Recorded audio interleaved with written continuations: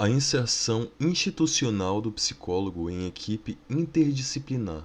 Calar ou deixar falar a especificidade. Eduardo Larrate. Resumo. Este trabalho pretende abordar a questão da inserção do psicólogo em equipe interdisciplinar de saúde, considerando-a a partir da perspectiva da análise institucional. Não se trata de uma especialidade reservada ao psicólogo, mas um campo de saber ao qual este terá acesso pela própria especificidade de sua formação. Calar ou deixar falar o que há de particular em seu conhecimento da dinâmica do grupo interdisciplinar ao qual pertence, em quais momentos optar por cada caminho, as possibilidades, os impasses e as exigências éticas deste ofício, serão alguns dos pontos analisados. Introdução. As dificuldades iniciais à escolha deste tema, por ocasião da apresentação do trabalho neste 10º Fórum da Residência em Psicologia Clínico-Institucional, nos servirão como a melhor introdução que posso fazer aos problemas que a seguir serão abordados. Por qual dos 8 setores que compõem o programa da residência este trabalho poderia ou deveria ser apresentado? A quais motivações pessoais, grupais e institucionais essa escolha atende?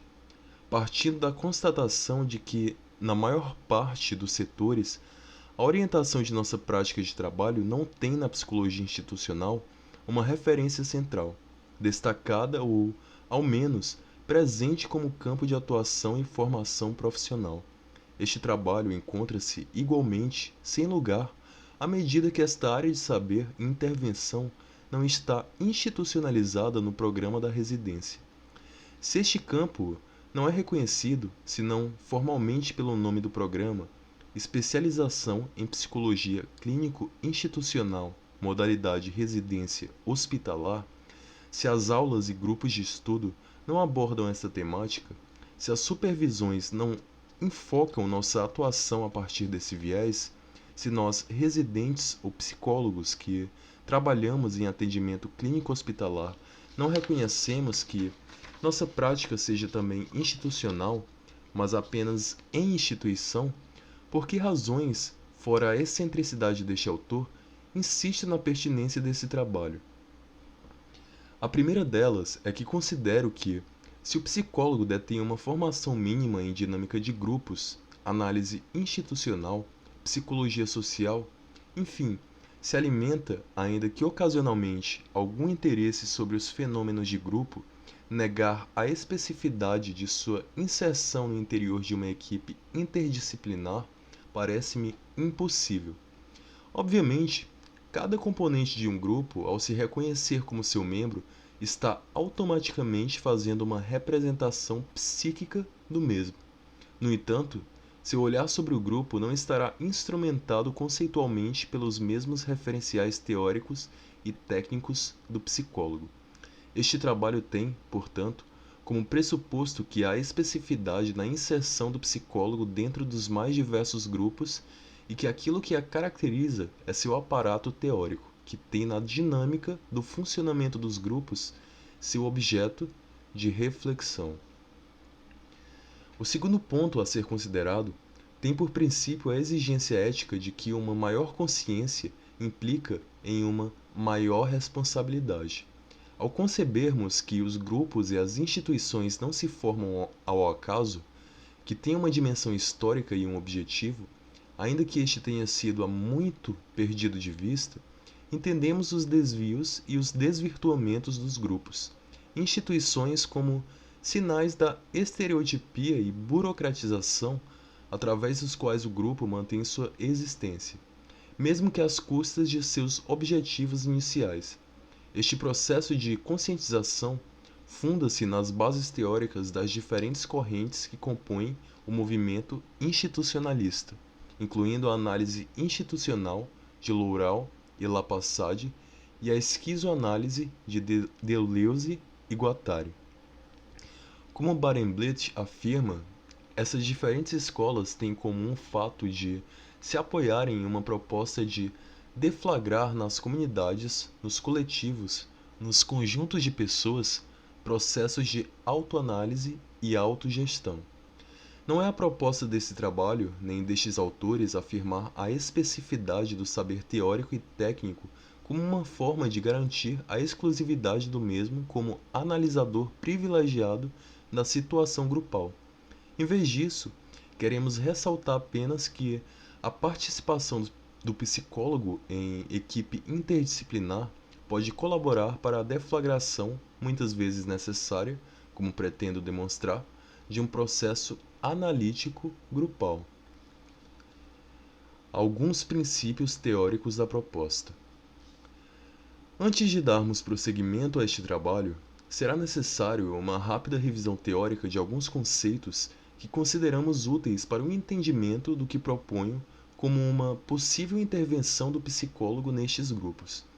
Não será nossa prioridade aprofundar qualquer discussão teórica. Mencionaremos, portanto, o mínimo necessário para que se possa acompanhar o percurso deste trabalho.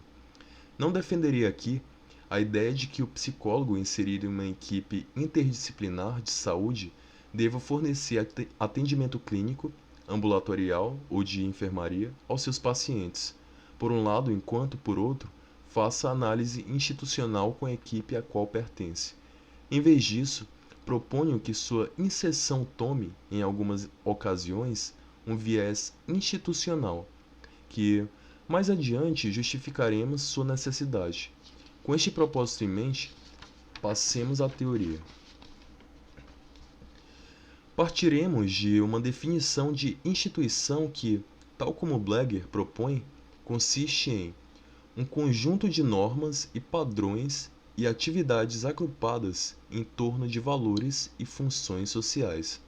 Barenblith, apoiando-se na teoria de Lappassade e L'Oréal, escreve: uma instituição é um sistema lógico de definições de uma realidade social e de comportamentos humanos, as quais classifica e divide, atribuindo-lhes valores e decisões, algumas prescritas, indicadas, outras proscritas, proibidas, outras apenas permitidas e algumas ainda indiferentes.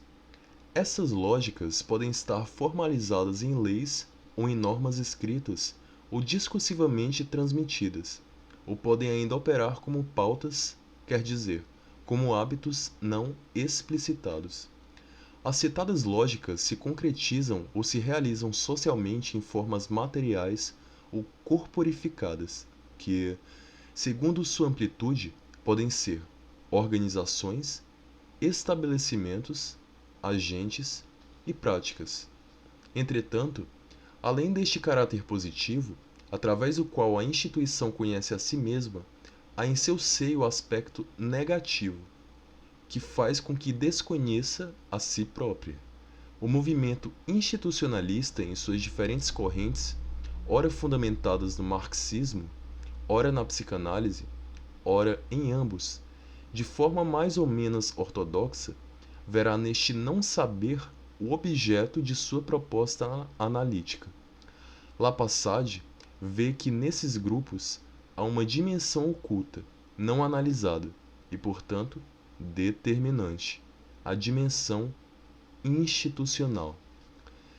Antes de avançarmos mais nos problemas relacionados às instituições, tal como a cristalização de papéis, a burocracia, a alienação, a arbitrariedade das decisões verticais, etc., consideramos importante que nos detenhamos um pouco sobre a gênese dos grupos e na passagem destes a instituições, ação instituinte.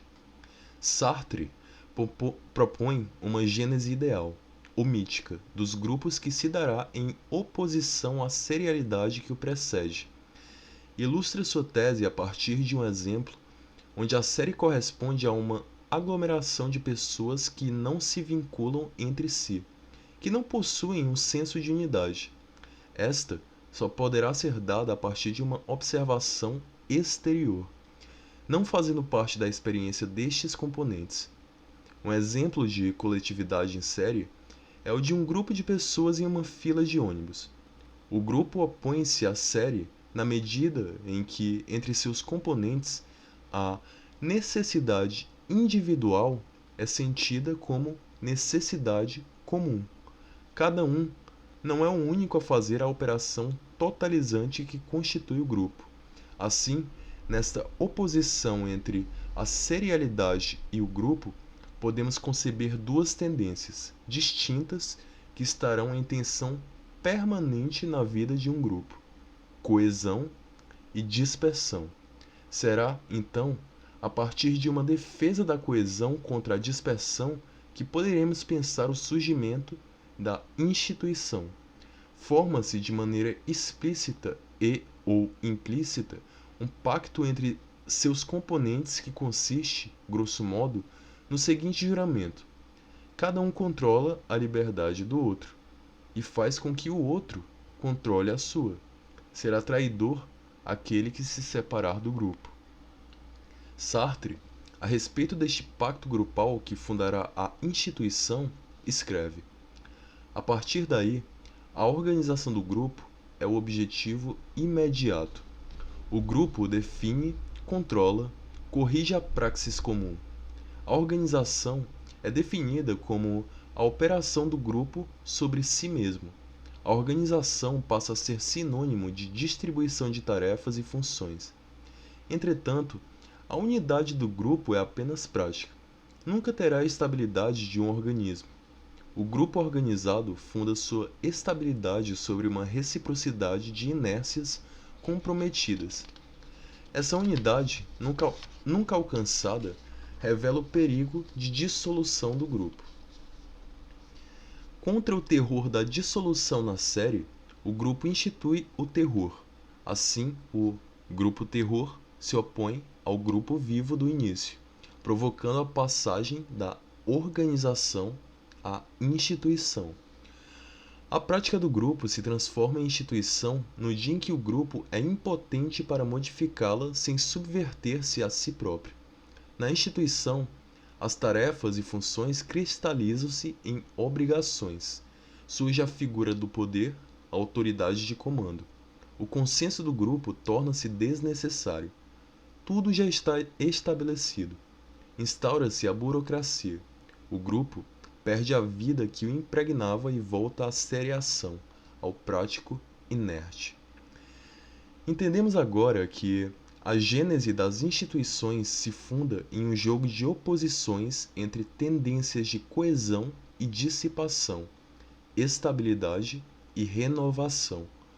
Devemos ressaltar que Lapasade critica a ideia corrente que tende a identificar o conceito de instituição ao instituído, retirando o dinamismo que a instância complementar do instituinte lhe confere. Assim, em uma determinada instituição, podemos reconhecer o movimento criativo instituinte, que é uma resposta a uma demanda que o grupo reconheceu como sua.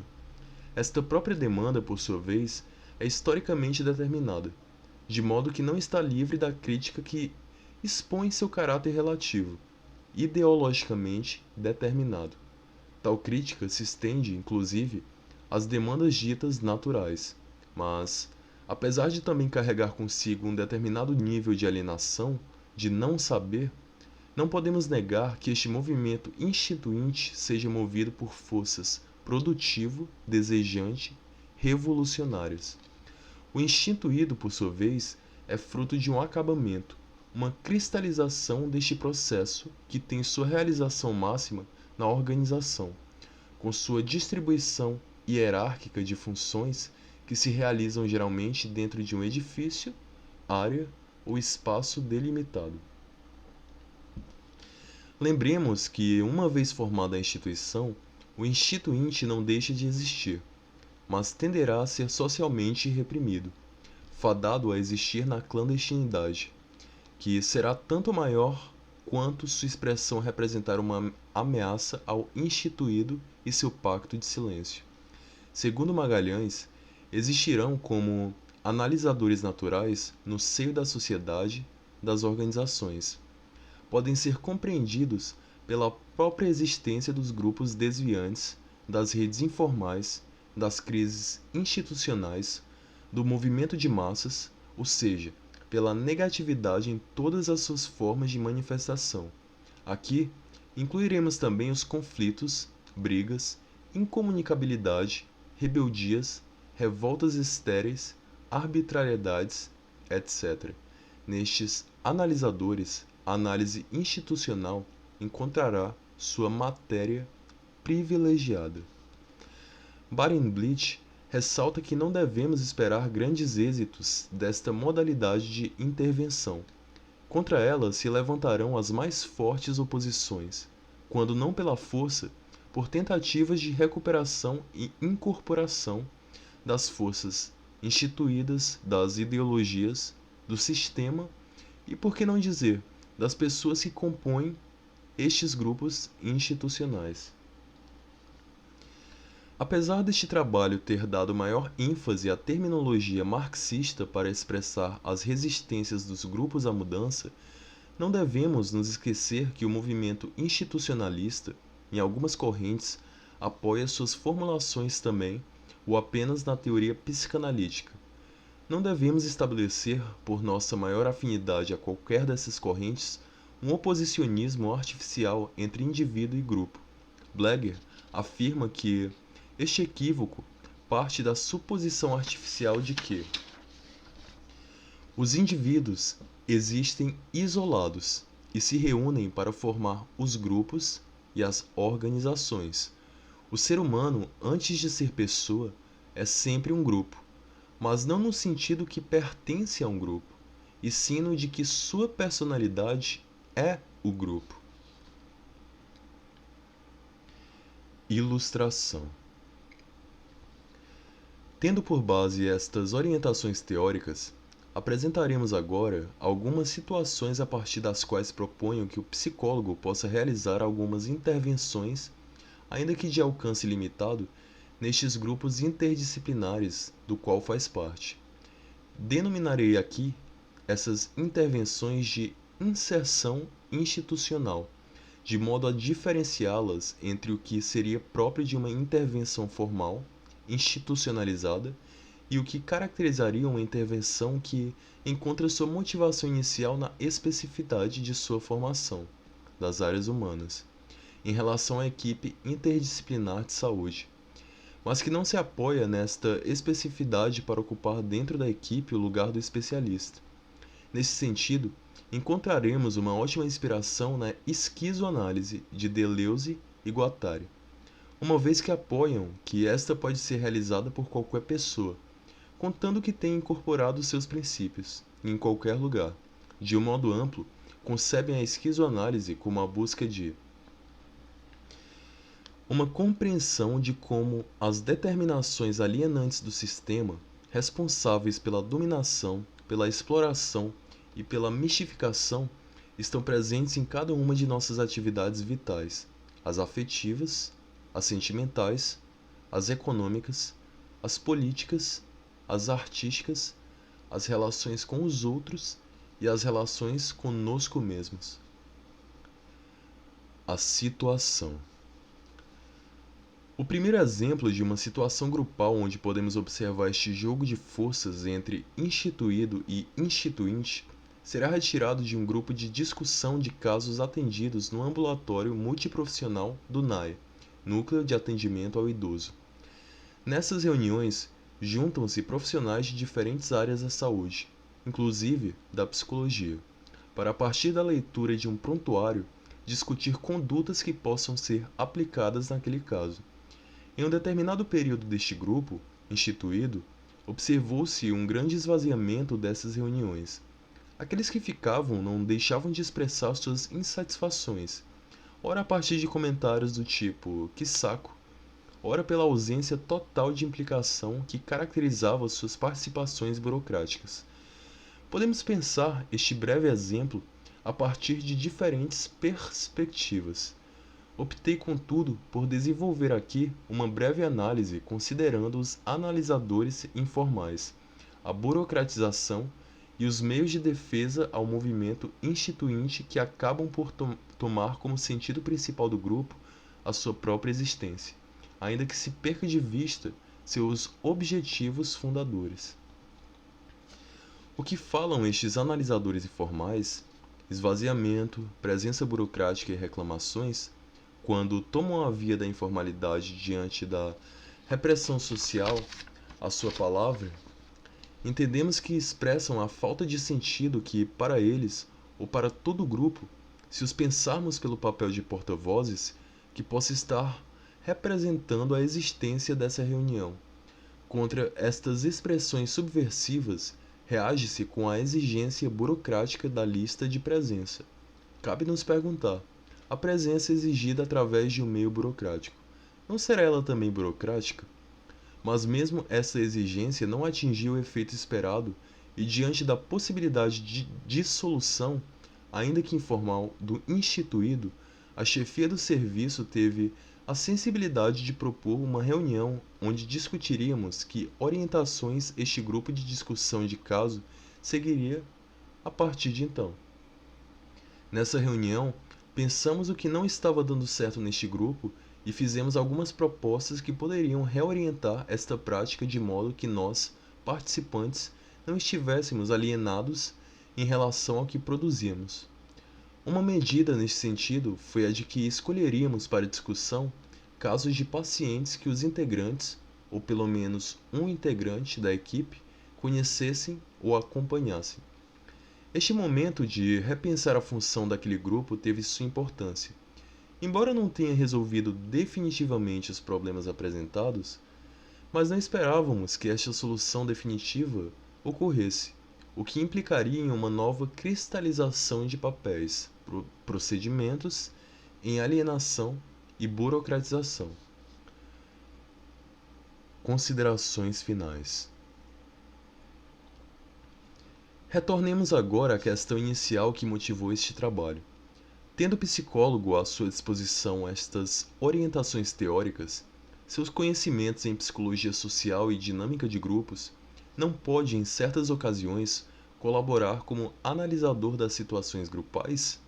O exemplo acima ilustra que a inserção institucional, papel de analisador, não está restrita aos especialistas, embora possa se beneficiar muito de sua atuação.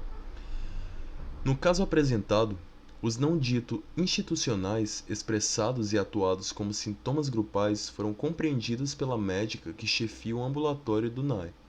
O estagiário de psicologia também participou ativamente desta reformulação, inserindo-se como analista institucional naquela ocasião, sem que a partir daí assumisse que seria esta sua participação nas reuniões de equipe. Insisto, não é esta a atuação que defendo.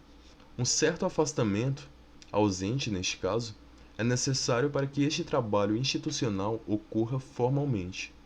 Pensar a atuação do psicólogo institucional dentro da equipe interdisciplinar que ele faz parte é equivalente a conceber que um terapeuta de família conduza o tratamento da sua própria família.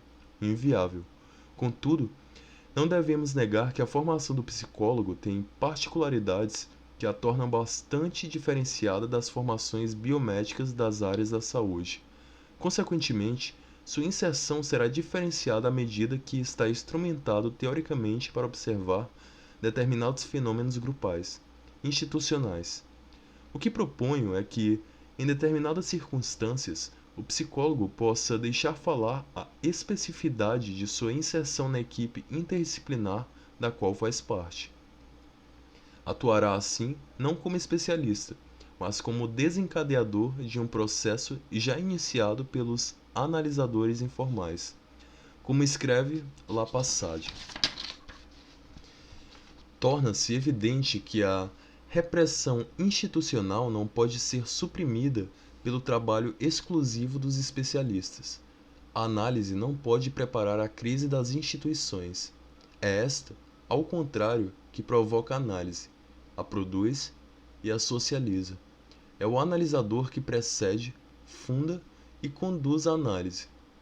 Os analisadores produzem, ao mesmo tempo, a análise e os analistas. Os analisadores produzem, ao mesmo tempo, a análise e os analistas. Entendemos que esta inserção de âmbito institucional não é tão simples quanto a impressão que o exemplo escolhido possa ter deixado. Pensamos que seria facilitada se o psicólogo residente em formação, que tem uma estada limitada no trabalho em equipe nos setores do hospital pelos quais passa, muitas vezes um período de 6 meses, apoiasse esta possível modalidade de atuação em um trabalho que já tivesse sido realizado pelos profissionais que o antecederam ou pelo staff que atua no setor. Apesar disso, algumas vezes as crises que envolvem os grupos e instituições tomam certas dimensões que devemos nos perguntar se, ainda que em condições que não são as ideais e com uma atuação limitada, não teríamos por princípio ético que assumir uma intervenção institucional? Penso que sim.